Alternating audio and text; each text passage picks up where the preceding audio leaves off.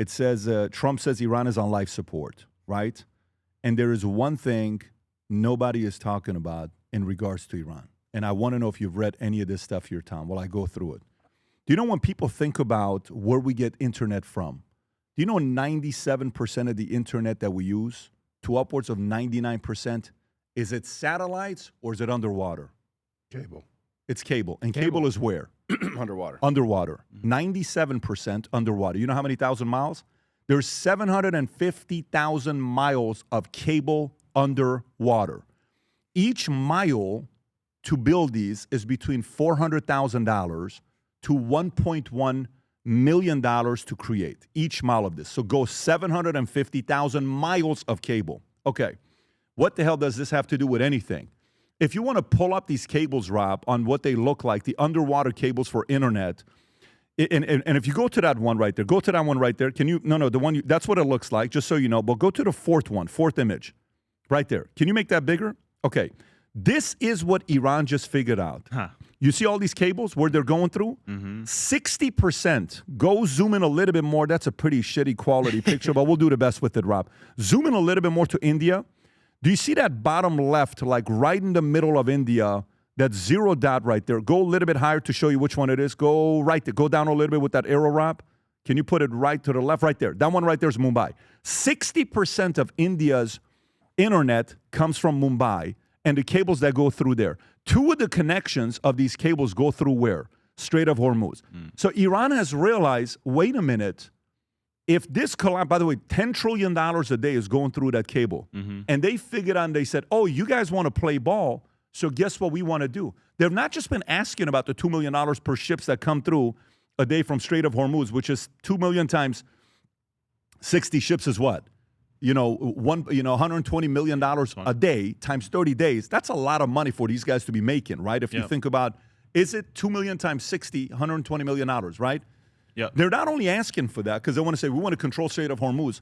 But guess what now they're asking? They've made 3 requests. 1, they want to take control of the cables that goes through Strait of Hormuz.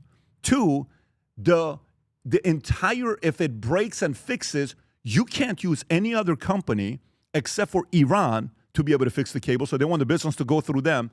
And he's now asking, do you know who has cables on Strait of Hormuz? Which companies? Microsoft, Apple, Meta has built their own cables that's going through there. India all of a sudden comes out and is like, wait a minute.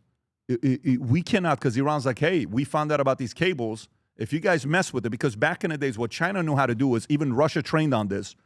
China had a unit, and Russia as well, where they taught their people on how to go underwater to mess with these cables. And in many instances, they'll go and they'll drop the anchor, okay, in areas that they know where these cables are at, and the ship gradually moves. You know what all of a sudden happens when anchor gets stuck in the cable? Boom, cuts the cable. All of a sudden, the country loses internet. You know for how long?